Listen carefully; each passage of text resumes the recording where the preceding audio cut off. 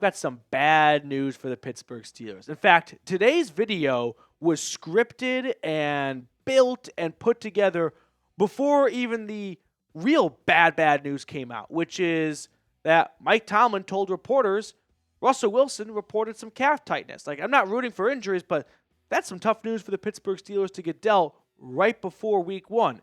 Not that Justin Fields can't outperform Russell Wilson, but going into your final practice of the week, Friday, not knowing who's starting at quarterback for you, it's going to make life very difficult for Arthur Smith to game plan and put together a good package without knowing who his starting quarterback is. So this is definitely something to monitor. We'll keep you guys posted. So quick plug here, subscribe. But Justin Fields, if he ends up starting, I mean, we are ready for this. We talked about this guy being a Falcon for a couple months this offseason, and I'm a much bigger Fields believer than your average Joe is. I'm not out on Justin Fields.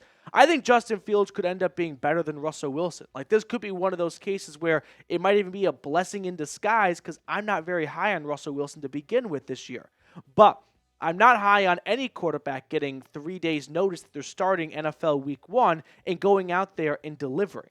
So whether it's Fields or Russell Wilson out there, I don't think it's going to be easy goings against this Falcons secondary. With Justin Simmons being added to it, I've got bad news for Russ or Fields.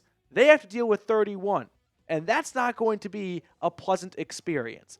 But let's continue with the belief that Russell Wilson is starting. Again, we are filming this Thursday afternoon. We just got the Russell Wilson news of his limited ability in practice. But for now, let's continue forward with Russell Wilson does start week 1 against the Falcons. Okay, if that's the case, Justin Simmons goes up against a very familiar face, a quarterback that he practiced every single day for 2 straight years while they overlapped together in Denver. I think Simmons will, and very much so, dominate Russell Wilson in this game. Like, you've got a safety that every single day went out to practice and went up against number 3. Learned the habits, learned the tendencies, learned the tells, learned everything there is to know about that quarterback because they saw it every single day in practice. And now they get to tee off against that same quarterback in NFL Week 1 with a brand new team? Yeah, tell me there's not going to be some extra motivation for Justin Simmons to go out there and ball out against his former quarterback that I don't want to say was the sole reason that things didn't go well in Denver and that expectations were not met, but a major reason as to why. Like, I wonder if, and this is just me speculating, is it all love between Justin Simmons and Russell Wilson? I'm sure publicly they'll say that. But if I'm Justin Simmons, like, he has been very outspoken about wanting to go to a playoff contending team this offseason. He was a captain, a Pro Bowl, an All-Pro player for the Broncos, but never made it to the playoffs. They go out and get Russell Wilson, and 2 years with number 3, they don't get any closer to making the playoffs. But Russell Wilson got this huge contract. He's got more bathrooms and touchdowns his first year, and despite that, they still don't make the playoffs. So for Justin Simmons, he might look at Russell Wilson as, you know what? If I need any extra motivation to get ready for week 1, that's the former quarterback for the team that I played on that failed to meet expectations despite me leading the league in interceptions when I missed 5 games that season, but our offense couldn't put up squat. How frustrating would that be as a defensive player, playing the best season of your career, and if the offense just scored 14 points, we'd be in the playoffs. But that man across the line of scrimmage couldn't get that done. Wasted one of the best years of my career. That could be motivation for Justin Simmons to go, you know, I of course want to play my best every single Sunday, but I'm going to really bring it this Sunday. So will Simmons pick off Russell Wilson? Give me a Y for yes or an N for no. We can change it to Justin Fields if he ends up being the starter, but let me know in the comment section if Justin Simmons will pick off Russell Wilson. And let's say Justin Fields for a moment does start. Man, Justin Fields has a lot of strengths to his game, but one of the biggest weaknesses, he does not make great decisions when reading and looking over the defense pre-snap. He tends to premeditate where he wants to go with the football, and a lot of that comes down to studying film and picking up tendencies of DBs. Justin Simmons is one of the brightest minds in the game. So you've got a quarterback on the other side that doesn't make the greatest amount of decisions with the football, but has loads of talent. Yeah, that's something that Simmons can capitalize on and start reading Justin Fields' eyes. Now, before we get on with the rest of today's episode, make sure to join us for our Week 1 watch party. We will be live 1 hour before kickoff. So if you're looking for a great place to either watch the game or put the game on your TV, put us on your iPad so you can kind of get the live reactions with us, hang out with us 1 hour before kickoff and all Sunday long during the game. Let's talk about Justin Simmons and the safety tandem as a whole. This is the best safety duo in the National Football League by a mile, and I will prove that to you in just a second. But first, I got to tell everyone about Game Time. Game Time has a new feature called Game Time Picks that makes getting tickets to see your favorite teams play live, the Falcons, the Braves, Atlanta United, even easier. Game Time Picks filters out the fluff to show you only incredible deals on great seats, so you don't have to waste time searching through thousands of tickets. One thing I really like about Game Time is you can get this bird's eye view of your seat before you purchase your tickets. I used Game Time when I went to Las Vegas for the USC-LSU matchup, and thanks to Game Time, I was able to get a really good idea, because it was a brand new stadium for me at Allegiant, of what my view would look like before I purchased my tickets. So download the Game Time app today, create an account, and use code CHATSPORTS for $20 off your first purchase. Terms apply, but again, create an account and redeem code CHATSPORTS for $20 off your first purchase. I put all that information in the comments and description of today's video.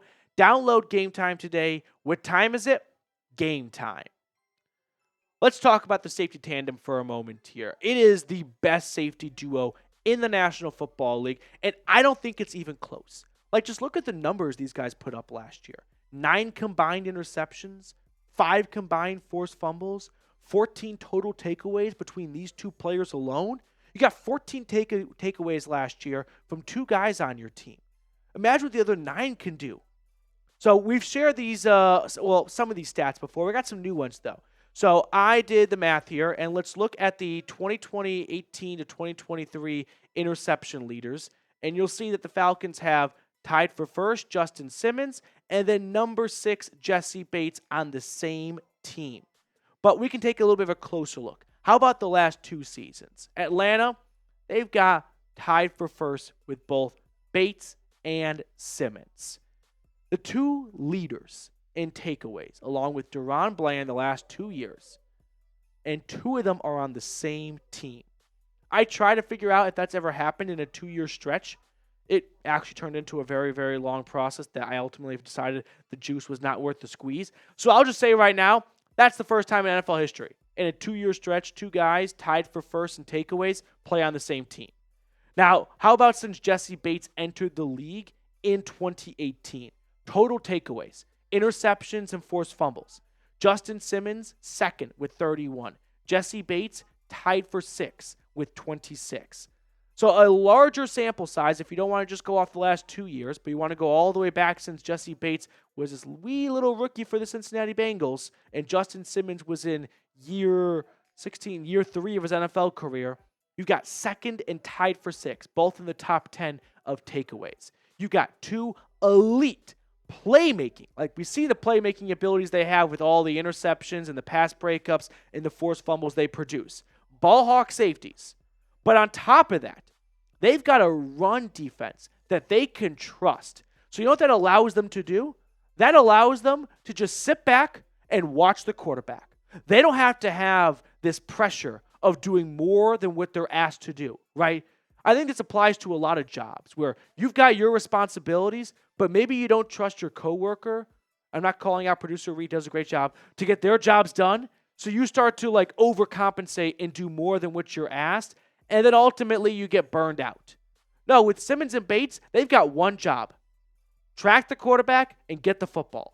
They do not have to worry about stopping the run whatsoever. They've got Grady Jarrett, David Onyemata to worry about that. They've got great linebackers in Troy Anderson and Caden Ellis and Nate Lamont off the frickin' bench to worry about stopping the run.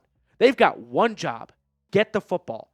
And you know what? There's no one better at it the last 2 years than these two players, and they're your Atlanta Falcons starting safeties. That is why this is the best safety tandem in the NFL. Not just because of what they're able to do, but because of what they have in front of them to stop the run and free them up to solely be pass, coverage, ball hawking safeties. Jessie Bates also had some really kind things to say about his newest teammate, Justin Simmons, saying, just having a guy who's been there, had success for a very long time, it puts you at a peace of mind to be able to go out and play faster. Remember what I was just talking about these safeties having the ability to just play the ball and not worry about the run too much? Can you imagine what Jessie Bates is going to be able to accomplish this year if he doesn't have to worry about what the other safety is doing? Like, if he did that all of last year and still had 6 interceptions and what was it, 2, 3 forced fumbles? And now he doesn't have to worry about his counterpart, but he's got trust in Jessie Bates, so he's not trying to play 2 positions at once. We could possibly see an even better version of what was a top 3 safety in football last year. Like, I am so excited for what this safety duo can do because every single day that comes by, it feels like they're just going to get better and better and better. So who do you think will have more picks in 2024? Jessie Bates or Justin Simmons? Or door number 3, all the above. They just finished tied with like 5 picks, 6 picks. I'm going to go with Jessie Bates. 6 last year, hard to fade that. But Justin Simmons, man, the guy is one of the best in the biz.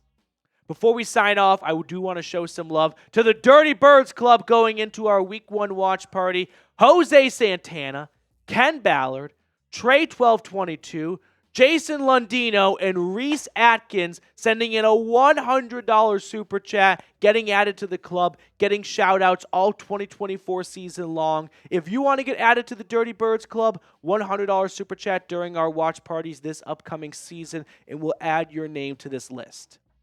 All right, that will do it for us on today's episode. Thank you guys so much for tuning in. If you're not subscribed, I invite you to go ahead, hit that sub button. It's completely free, helps grow the channel. What's the saying? Like, helps everybody, hurts nobody. Yeah, hit the sub button down below.